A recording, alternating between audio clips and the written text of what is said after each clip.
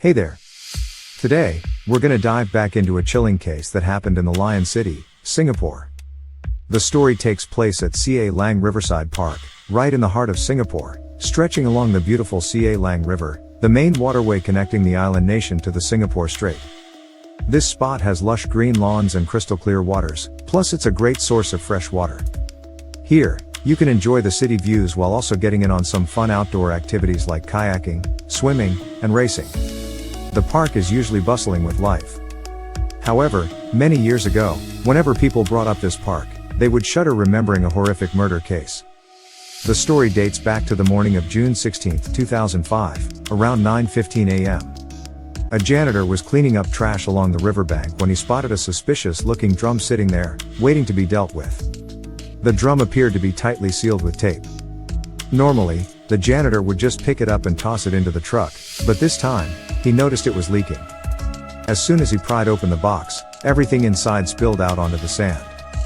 A few scraps of newspaper, a clear green plastic bag, and so on. But when he looked closer, he was hit with a nightmare so horrifying it would haunt him for life. A chunk of a human body. Panicked, he immediately called the cops. The police arrived quickly and discovered that inside the box was the lower half of a woman's body, completely drained of blood and without any smell. Just those scraps of newspaper.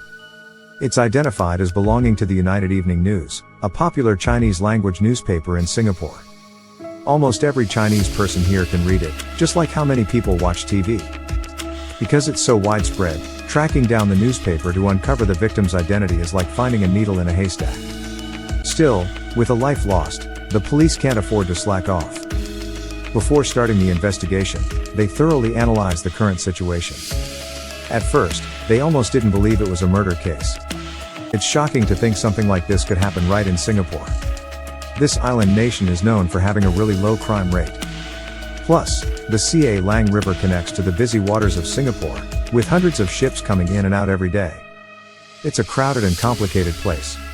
It's very possible the killer committed the crime on a boat and then tossed the body into the sea, which ended up drifting to Riverside Park. Also, even though Liang Shaochu is a Chinese-language newspaper in Singapore, it has a certain influence in Southeast Asia, so it's also published and has a good number of readers. The police in Singapore asked their superiors for a list of all the boats that passed through the Sea Lang Bay area that day to check if there were any suspicious people or vessels. Although the process was a bit tedious, at least they had a direction for their investigation. Within the next hour, they searched a 4 kilometers radius around the crime scene. Eventually, they found another drum on the opposite riverbank, about 200 meters away from the first drum along the flight path. This time, the upper body of the victim was wrapped in a clear green plastic bag and tape inside the container. As expected, both body parts belonged to the same person. The good news is that the second container had a product barcode on it, and the upper body still had both arms and hands intact. This means the police could use fingerprints to identify the victim. They quickly tracked down the store that sold the container based on the label. This case is local. That means the ruthless killer is right here in Singapore. Meanwhile, after 6 hours of comparing fingerprints, the forensic team finally identified the victim as Liu Hongmei, a 22-year-old from Trong Xuan Cat Lam, China. She had been in Singapore for 3 years working at an electronics factory on Saran Gunut Street. Her co-workers had reported her missing earlier. The police immediately went to the electronics factory to check her work records. Liu Hongmei's personal effects and work items, along with a report of inappropriate behavior, caught their attention.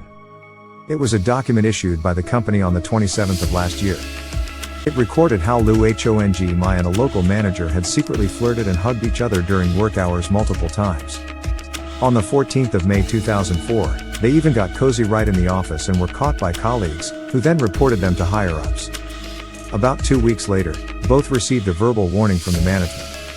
Thanks. Liu Hongmei admitted her mistake, but the manager didn't accept the punishment. He wrote a letter to the board explaining that he kissed Liu Hongmei just because it was her birthday and meant nothing more, asking them to reconsider. Since then, the relationship between Liu Hongmei and the manager was no longer a secret. Even though Liu Hongmei always worked hard and was seen as a great person, her colleagues still gossiped about it. In fact, a lot of people were unhappy. They were whispering that it had to be because the manager was backing her up.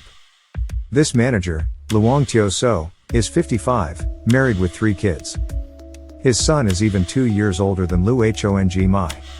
When they found out about this affair, the police jumped right on it and went to see Liang Shaochu. At first, they didn't mention that Liu Hongmei had been murdered, they just claimed they were checking in about a regular missing person case. But during the interrogation, the police started to uncover things. A few suspicious points came up. First, Liang Shaochu kept denying any romantic relationship with Liu Hongmei, claiming he was being slandered and insisting he's a family man. Second, during the questioning, he seemed really tense, with his hands tightly clasped and struggling to get his words out. Third, there was a scratch on his left wrist. When the police asked about it, he said he got it while fixing pipes at home. The cops reacted quickly and said, "Let's go." We went over to his place to check it out. At Liang Shaochu's house, the police found a stack of Chinese newspapers in the wine cabinet, a bunch of green plastic cups similar to the ones used to wrap bodies in the living room and his son's room. In the kitchen, they discovered a chipped knife, a rubber mallet, a roll of tape, and a bicycle with blood stains on the basket, along with several other suspicious items. Liang Shaochu was immediately taken to the police station. Since at the time of the incident, his wife and eldest daughter were on vacation in Thailand, the son was at school, so only the youngest daughter was at home. The little girl was also taken to the police station for questioning. At first, Liang Shaochu kept denying any relationship with Liu Hongmei. As the police pressed him more, they started collecting evidence at his house. Initially, they suspected that Liang Shaochu's home was the crime scene. But strangely, the bathroom, which should have been heavily soiled, was unusually clean. There were no signs of anything at all. You can't see anything at all. Officer Lam in charge of the case suddenly remembers a death row inmate from 10 years ago, Joe Martin. In the crime scene report for that case, the bathroom was scrubbed clean, but there was still a drop of blood left under the sink. Following the advice of his predecessors, Officer Lam thoroughly checked the sink area, but unfortunately didn't find anything. However, luck was on his side. His kneeling position inadvertently directed his gaze towards the toilet. He wasn't expecting to find anything, but then he stumbled upon something. A red stain, about 2 millimeters in diameter, showed up at the bottom of a bridge. They checked the stain and confirmed it was the blood of Liu Hongmei. Despite that, Liang Shaochu stubbornly refused to admit anything until Officer Lam said they already knew Liu Hongmei had been murdered, and that the container for the body, the ropes, the plastic bags, the tape, and so on all matched stuff found in his home. Right now, we're checking this evidence. Whether you talk or not, we'll keep going. I'll find out the truth. Before the results come in, it's best if you come clean because resisting will only make things worse. Finally, at 4 a.m. on June 17, Liang Shaochu broke down and confessed everything. He admitted that he was the one who did it but said he was forced into it. He claimed that Liu Hongmei wanted them both to die for love and asked him to help her end her life. So, what really happened? Liang Shaochu was of Chinese descent, born on April 19, 1955, in Singapore. He has a twin brother. After finishing high school, he completed a preparatory program before doing his military service. In 1976, he started working at a telecommunications company in Singapore and stayed with them for 20 years. During that time, Liang Shaochu continued his studies and graduated with a degree in electronic and communications engineering from the Singapore Polytechnic in 1983. In 1996, he left the telecom company to start his own business. However, because of his introverted personality, since he wasn't cut out for running a business, by May 1997, his venture tanked, and he went back to being a salaried worker. He became a production supervisor at an electronics factory where he met Liu Hongmei. Even though he often worked overnight from 7 p.m. to 7 a.m. the next day, he managed over a dozen workers and his salary last month was $3,743 Singapore dollars, which is about 63.6 million VND at the current exchange rate, enough to support his whole family. Initially, Liang Shaochu managed the third team until January. In 2004, he was moved to the fourth group where Liu Hongmei worked as a machine operator. They started to develop feelings for each other over time. On June 13, 2004, thanks to an introduction from Liang Shaochu, Liu Hongmei got promoted and received a pay raise. That's when their relationship officially began. Liu Hongmei came to Singapore from China in 2002 and started working at the electronics factory in November of that same year. After more than 2 years on the job, she had been promoted twice, showing that she was quite capable and always hardworking. she's responsible. Especially this year, she's been getting a $30 Singapore dollar attendance award every month. Last month's salary was $1,406 Singapore dollars, which is about 23.9 million VND at the current exchange rate. Every day, Liu Hongmei lives really frugally to save money and sends it home every 3 months, usually around $2,000 Singapore dollars, roughly 34 million VND. In mid-2003, Liu Hongmei sponsored her sister to come to Singapore to work together. The two sisters plan to build their careers together. Here, it seems like Liu Hongmei's sister is doing better. On April 24, 2005, her sister married a man from Singapore, and the wedding is set for September. Liu Hongmei is really looking forward to being a bridesmaid. So why did she end up in a dramatic romance with Liang Shaochu just 2 months before her sister's wedding? According to Liang Shaochu, on June 15, I arranged to meet Liu Hongmei at my place while my family was away. That was the first time we met at home. She showed up around 9:50 in the morning, and we sat on the bed talking. After chatting for a bit, she started venting about our relationship, saying she feels like everyone is gossiping about us and it's really getting to her. She suggested I move back to China and start fresh. How could I even think about that? I'm over 50, and starting over in China isn't that simple. I flat out refused, especially since I have a wife and kids here. But to my surprise, Liu Hongmei was really adamant that she would take on the responsibility of supporting us. Living as a family. No matter what she said, I just couldn't agree. After a bit of back and forth, she suddenly went quiet and said, "Well, let's just die together. We've loved each other for so long, we might as well bring it to a close." To show she was serious, Liu Hongmei added, "I can go first, but you have to promise that after I die, you'll follow me right away." I agreed. Then I grabbed a scarf from the room and wrapped it around Liu Hongmei's neck. We were staring at each other. As I tightened the scarf, I could see her. I could see Liu Hongmei's face clearly. During that time, I even asked her if she was okay. She replied that she was fine. Then I tightened my grip even more. It went on like that for about 20 minutes, and Liu Hongmei's face slowly turned pale and then she stopped breathing and fell on the bed. After a while, I decided I didn't want to die anymore. The reason I flipped my decision was that Liu Hongmei's face looked really scary at that moment. I didn't want to end up like that. Looking at Liu Hongmei lying still, I didn't feel regret or try to save her. He was just trying to figure out how to get rid of the body as quickly as possible. If not, his youngest daughter might see it when she got back from school at 6 p.m. He had to go to work that night, so he needed to deal with it right away. So, he dragged Liu Hongmei's body into the bathroom, taking his time with a knife and rubber mallet, leading to one of the most horrifying murder cases in Singapore's history. When he was cleaning the bathroom that afternoon, he noticed a few spots of blood on himself, but since it wasn't too clear, he didn't think much of it and just washed his hands. He took his bike to make a few rounds, then caught a taxi twice to rush the body and belongings of Liu Hongmei to different locations. At 5 p.m., Liang Shaochu came back home. Checking the time, he noticed it was still early, so he grabbed a brush and some cleaning supplies to scrub the bathroom again. This time he cleaned more thoroughly, even sharpened a knife to get rid of bloodstains, and tossed the blood-soaked sheets and duvet cover into the laundry. Once he was done, he didn't have time to shower and quickly changed into work clothes before heading out. Before leaving, he saw Liu Hongmei's backpack lying on the floor, so he stuffed it into a plastic bag and tossed it away on his way to work. At 7:30 p.m., when the factory did roll call, 2 people were missing, one of them being Liu Hongmei. Liang Shaochu even pretended to ask a coworker to call her to find out why she was absent. The result? Her phone was off, and after that, Liu Hongmei never showed up again. Even though Liang Shaochu confessed, did you notice? His testimony was pointing at the victim doing something wrong.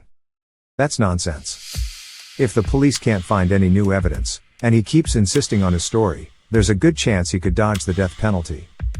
The forensic team is also scratching their heads. Based on the existing body parts, they can't really tell if Liu Hongmei actually wanted to die or not. Given the weather conditions at the time, if the body was outside for more than 24 hours, it would start to decompose quickly. But it's been 3 days, and the other 5 body parts are still missing. According to Liang Shaochu's statement, there are 3 body parts. Threw into the Singapore River, the other 2 parts were tossed into a trash bin on the bus. The police called in the meteorological department to help, using the wind speed on the river and the weight of the body bags to figure out where the body parts might be. They believe they're still within a reasonable area and not far from where the initial report said. Because the current in the Singapore River has been pretty slow for the past 2 days, those bags weighing about 4 kilograms won't drift too far. Still, 30 special forces are scouring the riverbanks. In the dense brush, they still couldn't find any remains. At that moment, Officer Quan Lam suddenly considered a possibility. Maybe the cleaning crew had already cleared away the body parts. He quickly headed to the ship on the Singapore River to inquire. He found out that the trash in the river is cleaned up every 2 days and taken to a barge several dozen kilometers away near an island. By the time Officer Quan Lam arrived, the barge was already empty. The debris had been moved, and when he asked, he learned that the waste from the Singapore River was ultimately sent to a waste processing plant. They were there to incinerate it. Officer Quan Lam immediately called the factory and demanded they stop processing the waste right away. By the afternoon, when he arrived at the site, he was completely overwhelmed. In front of him was a massive pile of garbage, emitting such a strong, foul odor that it was hard to breathe. But time wasn't on their side. No matter how tough it was, they had to grit their teeth and get to work. The whole team put on masks, grabbed shovels, and started going through each trash bag, meticulously checking every single one without missing anything. They worked tirelessly late into the night. Finally, as the exam was wrapping up, Officer Lam caught a familiar scent, one that any cop would recognize. In that moment, he felt an intense rush. For the first time in my life, I was actually happy to catch this smell. He shared that after digging for 10 hours, they finally uncovered the remaining parts of Liu Hongmei's body. Upon examination, they found no signs of blunt force trauma to the head. In his left calf, there were 2 tiny metal fragments that matched the cut from the meat cleaver they had found. Liang Shaochu's house showed signs of wear and tear. But the big problem is that they still can't figure out how Liu Hongmei died. First off, the body was seriously decomposed. Secondly, the weapon used was a soft, wide bath towel. Usually, that kind of towel doesn't leave much evidence on the neck. The strangest thing is that there were no signs of struggle on Liu Hongmei at all. Can we trust Liang Shaochu's statement? The police are still skeptical about what he said, so they keep looking for more clues. Through the investigation, they discovered that Liu Hongmei's bank card had been stolen. Almost all of her savings were gone. She reported the incident to the police, who then scheduled a time for her to view the bank's security footage to identify the thief. Surprisingly, the very next day, she was killed. When they reviewed the footage, the police noticed the figure of Liang Shaochu. Even though his face was hidden by a hat and he changed his clothes, Officer Lam still recognized him. They ruled him out. After eliminating other possibilities, they confirmed he was Liang Shaochu's twin brother and the main suspect in the money theft case. Sure enough, when the police searched Liang Shaochu's house again, they found the bright green sweater, the mesh cap, and the blue shorts he wore in the video. At this point, the police could confidently say that the man in the security footage was indeed Liang Shaochu. Not only that, but they also discovered a pair of track shorts and a polo shirt at his place. That's the outfit he didn't have time to change out of. They found some blood on the clothes during the investigation. To really get to the bottom of what Liang Shaochu was up to, the police decided to question him again. He still insists that Liu Hongmei chose to end her own life and he was just there to help. Regarding the stolen bank card, he admitted it pretty openly but claimed it was just a joke between them. He said that 2 days before the incident, on June 13th, they had gone to a motel together. He was looking for a comb, but Liu Hongmei was in the shower, so she couldn't help out. That's why he went through her bag without asking. He knew Liu Hongmei's bank card password, and after checking out at 3 p.m., he went to withdraw money at 5 p.m., totaling over 2,000 Singapore dollars. The next day, he returned the card and the cash to Liu Hongmei. However, the police quickly spotted 3 discrepancies in this story. First, they didn't find the money in Liu Hongmei's place. Second, if she really got her card and cash back on the 14th, she's not going to call the cops. So, it seems like the withdrawals weren't just a joke. Records show that on June 13th, he withdrew money 4 times at 4 different locations. The first time he pulled out 1,000 Singapore dollars. The second time was 100 Singapore dollars, then he tried to take out another 1,000 but it didn't go through. The fourth attempt was also for 1,000 Singapore dollars and that failed too. On his way home, he even used his card to buy daily essentials for 14.40 Singapore dollars. The next day, he kept at it. He dressed up and went to withdraw some money. This time he took out 960 Singapore dollars, making it a total of 2,071.4 Singapore dollars. Not only are there these suspicious points, but Liu Hongmei's family and friends all insist that she really cares about her future and has no reason to do anything shady. Her sister mentioned that they were very close and met twice a week.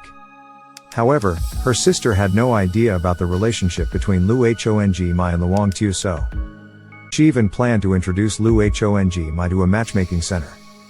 Because now she's married and settled in Singapore. She also wants her sister to stay there. Looking back over the past 2 years, Liu Hongmei's sister has only met Liang Shaochu 4 times. The last time was on June 13th at a family gathering hosted by the electronics factory.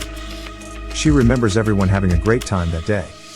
Plus, the two sisters often call each other. On June 14th, during a casual chat, Liu Hongmei mentioned that she was very confident she would pass her recent English exam. If she does, she'll keep going. She studied to get a certificate for being a tour guide. Later, the police confirmed that Liu Hongmei was taking English classes at a center in Singapore. She signed up on January 20, 2003, and has paid a total of 1,288 Singapore dollars in tuition over the past 2 years. The person in charge of the center mentioned that Liu Hongmei came to see him on June 14 to ask about the tuition and schedule for the upcoming courses. At that time, she said she'd think it over and get back to him. Li Zhenhua, the director of a memory training center. That's great. Even though the center has over 14,000 members, he still remembers Liu Hongmei very well. She came here on May 27, 2004, looking to get married. The biggest impression I got from her was that she was a very gentle girl who spoke politely. Her criteria for choosing a partner were that the guy should be educated, knowledgeable, and most importantly, serious about wanting to marry because she wanted to settle down in Singapore. I introduced her to 5 guys, and she seemed interested in one of them. A public official and a manager faced witness testimonies. On the 10th day after his arrest, Liang Shaochu admitted to killing Liu Hongmei for money. He said that on the evening of June 14, when Liu Hongmei told him that the police would be checking the bank's security cameras and that she would go to see if she recognized the thief the next day, Liang Shaochu got scared that everything would come to light and told her over the phone, "You should come to my place first tomorrow, I'll go with you." On June 15, at the bank, Liang Shaochu planned to confess to Liu Hongmei, hoping to take responsibility, return the money, and give back her bank card, all in hopes of getting her forgiveness. But his pride was too strong, and he just couldn't bring himself to say it. He thought that if he got caught, the affair would blow up, he'd lose his job, face judgment from his family and friends, and his life would fall apart. He wouldn't be able to show his face again. So, he started cooking up a bad plan, trying to feel out Liu Hongmei with his words to see if she was willing to sacrifice herself for him. No. He asked Liu Hongmei why she loved him. Liu Hongmei replied, "Because you're a good husband and a good father, you take care of the family, and I'm really happy being with you." After hearing this, Liang Shaochu started plotting in his mind. He knew that money and the bank card could solve the issues. He intentionally steered the conversation towards the relationship, trying to provoke Liu Hongmei and brought up the idea of dying together. It was all part of his scheme. Liu Hongmei believed him. As Liang Shaochu tightened the scarf, he was already thinking about how to deal with Liu Hongmei's body. His claims about being pale and looking terrible were just excuses to deny his guilt. On January 0, 2006, the Supreme Court of Singapore started hearing the case. In court, under the watchful eyes of the public and the media, Liang Shaochu changed his testimony, saying that his confession on June 26 was forced by Officer Lam, who even bought him tea just to win his favor. He had a drink. However, changing his testimony didn't change a thing. The judge asked, "When did that happen?" Liu Shaochu replied, "Right before I recorded my statement." Officer Lam didn't say anything. He pulled out his notebook. According to his notes, the tea purchase happened on January 0, 2005, which was 9 days after Liu Shaochu confessed. That day, Liu Shaochu said he felt hot, so Officer Lam kindly bought him 2 cold drinks. Liu Shaochu's argument was completely shot down. Seeing that this tactic didn't work, Liang Shaochu tried to shift the focus again, claiming that since Liu Hongmei had no injuries, it proved she was a willing participant. The defendant addressed this in court, stating that although Liu Hongmei had no signs of resistance, that didn't mean she consented. It could have been that the incident happened so suddenly that she didn't have time to react and was overpowered. When the judge asked Liang Shaochu to describe how he strangled Liu Hongmei, his expression changed. A sinister smile flashed across his face, giving everyone in the courtroom the creeps. No one knew what he was thinking. Linolin, a reporter from Jim who was on the scene, said that Liang Shaochu's smile chilled her to the bone. Throughout the trial, Liang Shaochu's family was nowhere to be seen. After 16 days of proceedings, the judge concluded that Liu Hongmei had no intention of doing anything reckless. She was still a hopeful young woman looking forward to the future. It was Liang Shaochu's greed that took her life. On January 19, 2006, Liang Shaochu was sentenced to death. Although he appealed, the appeal was denied. On the morning of November 30, 2007, he was executed at 52 years old. Liu Hongmei's funeral was held on May 11, 2005. Her family couldn't attend the cremation for personal reasons. Luckily, she met a funeral home staff member named Trin Luan, who not only prepared her body but Liu Hongmei even got a special pair of prosthetic legs made so she could leave this world completely. She was cremated alongside her favorite books, toys, and clothes. Over 150 people showed up for Liu Hongmei's funeral. They came for all sorts of reasons, some out of curiosity, some to pay their respects, and others hoping to find winning lottery tickets among her things. In the end, Liu Hongmei's ashes were taken back to her hometown in China. Looking back at the situation these days, you can't deny that meeting Liang Shaochu was a real stroke of bad luck for Liu Hongmei. For Liang Shaochu, what they had wasn't love, it was just his selfishness to fulfill his desires. Naively, Liu Hongmei believed his sweet talk, and in the end, she paid the ultimate price with her life. A relationship that leads nowhere is better off ending sooner rather than later, so it's best to part ways on good terms. In life, always stay alert to sweet words and empty promises. Don't let your feelings cloud your judgment. Don't let greed blind you. Learn to love and appreciate yourself. Never lose who you are for anyone else. At the same time, this story reminds us how important it is to stay alert and protect ourselves, especially for women far from home who may be vulnerable. Always remember that family and friends are the most reliable support in life. Share your struggles and challenges with them. Don't keep it all bottled up inside. Take care of your own feelings, because you're the one who has to deal with the consequences. And most importantly, live responsibly for yourself, your family, and society. That's the most valuable lesson we can learn from the tragedy of Liu Hongmei. That wraps up today's video, and I'll see you all in the next one. Bye.